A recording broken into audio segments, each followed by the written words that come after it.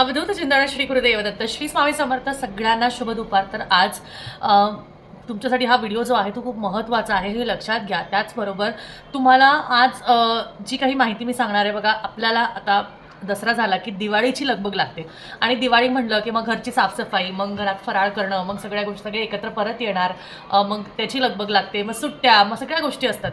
मग त्यासाठी दिवाळीची भरपूर छान अशी तयारी आपण करतो. म्हणजे गणपतीत एकदा झालेली आहे, आपल्याकडे गौरी येणार आहे त्यामुळे तेव्हा तर झाली, पण आता त्याचबरोबर दिवाळी सगळ्यात मोठा सण म्हटल्यावर आपण सर्वजण त्याची वाट बघत असतो. पण त्या दिवाळीत आपण काय करतो तर आपण लक्ष्मी मातेची साधना करतो, तिची आराधना करतो, तिला पुजतो. कारण दिवाळी हा सण आपण म्हणतो ना, दिवाळ सण म्हणजेच लक्ष्मीचा सण, म्हणजे लक्ष्मीपूजन आपण करतो. आणि काच करतो तर वर्षभरात आपल्याला जी काही प्रगती मिळालेली असते, वर्षभरात आपल्यासाठी ज्या काही गोष्टी घडलेल्या असतात, जे काही चढ उतार आहे त्यामध्ये ते तसंच कंटिन्यू राहावं, ते तसंच म्हणजे असावं. त्यासाठी ह्या अमावस्येला म्हणजे लक्ष्मीपूजनाच्या वेळेस ह्या अमावस्येला आपण लक्ष्मीपूजन करतो, कारण तो दिवस त्यासाठीच ठरलेला आहे. त्याचबरोबर त्याच्या आधीचा दिवस हा सर्वात मोठा दिवस असा सांगितलेला गेला आहे की त्या दिवशी लक्ष्मीपूजनाच्या आधी ह्या दिवशी तुम्ही लक्ष्मीची आराधना करा, म्हणजेच तुम्हाला त्या दिवसाचं अति उत्तम असं प्रभावी फळ मिळणार आहे. त्याची काय माहिती आहे काय नाही आपण नक्कीच बघूया. तर बघा, दिवाळीपूर्वी देवी लक्ष्मी तुमच्या घरी येते. तर ते कधी येते ते तुम्हाला नक्कीच मी सांगेल, आणि तुम्हाला त्या दिवशी काय काय करायचं आहे, त्याच्या आधी दिवाळीच्या आधी तुम्हाला कोणत्या कोणत्या गोष्टी करायच्या आहे, किंवा ह्या दिवसाच्या आधी सुद्धा काय गोष्टी झटपट करायच्या आहे हे सुद्धा मी तुम्हाला सांगते. तर दिवाळीच्या पूर्वी कोजागिरी पौर्णिमा ही देवी महालक्ष्मीची पूजा करण्यासाठी सगळ्यात चांगला आणि प्रभावी दिवस असा मानला गेलेला आहे. तर कोजागिरी पौर्णिमेच्या रात्री देवी लक्ष्मी पृथ्वीवर फिरत असते आणि विचारते कोण जागे आहे, कोण जागरण करत आहे. आणि जो जागरण करत असतो माता लक्ष्मी त्यांच्याच घरी नांदते, त्यांच्याच घरी अखंड वास करते. तर कोजागिरी पौर्णिमेच्या रात्री तुम्ही काही सोपे गोष्ट करून देवी महालक्ष्मीला तुमच्या घरी आमंत्रित करू शकता. तर त्यासाठी तुम्हाला काय करणं गरजेचं आहे, कोणत्या गोष्टी करणं गरजेचं आहे हे सुद्धा आपण बघूया. त्यापूर्वी बघा, दिवाळीपूर्वी कोजागिरी पौर्णिमा हा महालक्ष्मीसाठीचा मोठा दिवस, महालक्ष्मीची आराधना करण्याचा मोठा दिवस आणि चांगला दिवस असा मानला गेलेला आहे. तर तुम्ही ह्या दिवशी कुठलंही काम करू शकता असं काही नाही, पण चंद्रग्रहण आहे तर 3 वाजताच्या आधी तुम्ही कराच. कोजागिरी पौर्णिमा अश्विन महिन्याच्या शुक्ल पक्षाच्या पौर्णिमेला येते, तर याला शरद पौर्णिमा असंही म्हटलं जातं. आणि त्याचबरोबर ह्या रात्री देवी महालक्ष्मी बघत असते की माझी आराधना कोणता भक्त अति मनाप्रमाणे करत आहे. तर ती तुमच्या घरात वास करेल, ती तुमच्या जीवनात सुख, समृद्धी, वैभव, संपत्ती इत्यादी घेऊन येईल. त्यासाठी देवी लक्ष्मीची कृपा आपल्याला सर्वात जास्ती हवी. त्यासाठी काही गोष्टी आपल्याला करायला हव्या. तर बघा, कोजागिरी पौर्णिमेच्या रात्री लक्ष्मीला प्रसन्न करण्याचे भरपूर असे मार्ग आहे. पण त्याआधी आपण बघूया की कोजागिरी पौर्णिमा 2023ची अश्विन महिन्यातली कधी आहे.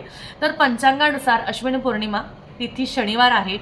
28 ऑक्टोबर सकाळी 4 वाजल्यापासून, सकाळी 4 वाजून 17 मिनिटापासून सुरू होत आहे आणि रविवारी 29 ऑक्टोबर रोजी पहाटे 1 वाजून 53 मिनिटापर्यंत कोजागिरी पौर्णिमा जी ती आहे.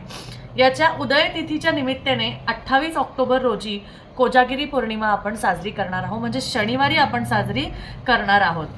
त्याबरोबर चंद्रोदयाची वेळ कोणती आहे तर कोजागिरी पौर्णिमेच्या जो चंद्रोदयाचा वेळ आहे तो संध्याकाळी 5 वाजून 20 मिनिटानंतरपासून होणार आहे.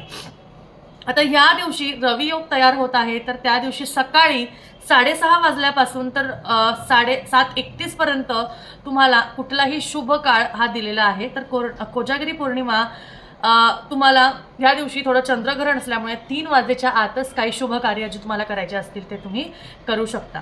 आता देवी लक्ष्मीला आपल्या घरात तिला आमंत्रित करायचं आहे, तर काय करणं गरजेचं आहे आपण हे बघणार आहोत. तर सगळ्यात महत्त्वाचं, पौर्णिमा आहे तर सगळ्यात महत्त्वाचं तुमचं घर जे आहे ते स्वच्छ करा.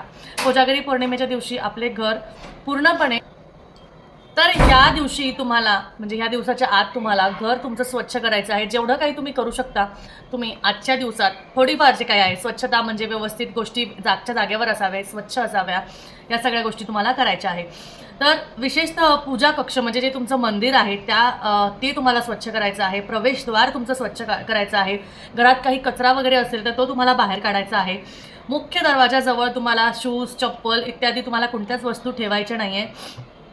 त्याचबरोबर असे म्हटले जाते की देवी लक्ष्मी फक्त स्वच्छ ठिकाणीच वास करते, तर जर तुमचे घर अस्वच्छ असतील तर देवी लक्ष्मी तुमच्या घरात येणार नाही.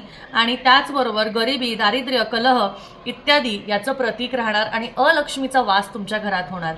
दुसरी गोष्ट म्हणजे मुख्य दरवाजा आणि त्याच्या पूजाच्या खोलीची सजावट तुम्हाला या दिवशी करायची आहे. कोजागिरी पौर्णिमेला तुमची पूजा खोली म्हणजे जे मंदिर आहे ते व्यवस्थित स्वच्छ करून घ्यावं, मुख्य दरवाजा व्यवस्थित पुसून घ्यावं, तिथे रांगोळी, हळदीचं लेपन वगैरे करत असेल तर ते करावं, छान रांगोळी काढावी, प्रकाशमय करावं म्हणजे दिवे लावावे, घरात चांगला प्रकाश येईल म्हणून सगळ्या घरातले दिवे लावावे. सगळ्या घरातले दिवे म्हणजे लाईट सगळ्या घरातली लावून ठेवावी. घरात चांगला प्रकाश असावा, अंधार अजिबात नसावा. आणि त्याचबरोबर कोजागिरी पौर्णिमेला जेव्हा देवी लक्ष्मी पृथ्वीवर भेट देते तेव्हा ती स्वच्छ, जिथे स्वच्छता आहे आणि जिथे जास्तीत जास्त प्रकाश आहे अशा ठिकाणी ती अशा उजळलेल्या घरात, प्रकाशमय घरात ती वास करत असते. तिसरी गोष्ट म्हणजे कोजागिरी पौर्णिमेच्या रात्री घराचा मुख्य दरवाजा हा तुम्हाला उघडा ठेवायचा आहे. तर रात्री जेव्हा 12 वाजता आपण नैवेद्य दाखवतो, दुधाचा नैवेद्य दाखवतो, त्यावेळेस रात्री 12 वाजल्यापासून म्हणजे शक्यतो 11:45 वाजल्यापासून तर 12:30-1 पाऊणपर्यंत तुम्हाला तुमचं घराचा जो दरवाजा आहे तो उघडा ठेवायचा आहे. कारण जर का तुमचं मुख्य दारच बंद असेल तर लक्ष्मी घर बंद आहे हे बघून ती तिथूनच बाहेरून निघून जाईल आणि तुमच्या घरात ती आगमन करणार नाही. त्यामुळे कोजागिरी पौर्णिमेचा जो दिवस आहे त्याला रात्री 12 वाजताच्या मुहूर्ताचा त्याला महत्त्व आहे. आणि 12 वाजताचे जे मुहूर्त आहे त्यावेळेस अमृत योग असं म्हटलं जातं, कारण अमृताचं प्राशन त्या 12 वाजता केलं जातं आणि देवी लक्ष्मी त्यावेळेस जास्ती प्रमाणात भूतलावर असते. त्यामुळे त्या काळात 12 वाजल्यापासून तर 12:39 ते 40 मिनिटापर्यंत जेव्हा आपण त्या सेवा करतो, त्या सेवा का करतो तर लक्ष्मी आपल्याकडे असावी, यावी म्हणून आपण त्या सेवा करतो. आणि त्यावेळेस आपल्याला आपलं दार उघडं ठेवायचं आहे. शक्यतो मुख्य दरवाजाचं मेन डोअर तुम्ही उघडा ठेवा आणि जाळीचं दार अगदी लावलं किंवा थोडंसं लोटलं तरीही चालेल, हरकत नाही. त्याचनंतर शेवटची गोष्ट म्हणजेच देवी लक्ष्मीसाठी 7 तोंडाचा दिवा तुम्हाला लावायचा आहे. 7 तोंडाचा किंवा 7 वातींचा दिवा तुम्ही लावू शकता. तर पूजेसाठी 7 तोंडाचा दिवा, 7 वातीचा, तोंड म्हणजे त्याला कान नसतील तर तुम्ही 7 वातींचा दिवासुद्धा लावू शकता. कोजागिरी पौर्णिमेला संध्याकाळी लक्ष्मीची पूजा करताना तिच्यासाठी 7 मुखी दिवा लावायचा आहे.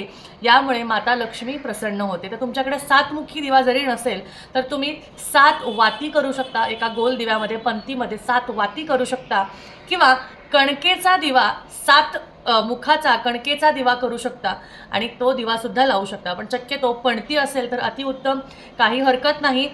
किंवा तुम्हाला पंक्ती नाही वापरायची आहे, तुम्हाला कणकेचा दिवा नाही लावायचा आहे, तुम्ही साधी समई 7 बाजूनी लावली तरीही चालेल. अशा रीतीने तुम्हाला या गोष्टी आवर्जून या दिवशी करायच्या आहे. ह्या गोष्टी केल्यास माता लक्ष्मी आपल्यावर प्रसन्न होते आणि त्याचबरोबर तिची कृपा, तिचा आशीर्वाद सदैव वर्षभर आपल्यावर राहतो. तर अशा पद्धतीने हे नक्की ह्या गोष्टी करा. प्रभावी उपाय आहे, प्रभावी गोष्टी आहे, नक्की करा. त्याचे फळ अचूक तुम्हाला मिळाल्याशिवाय राहणार नाही. परत भेटूया. श्री स्वामी समर्थ.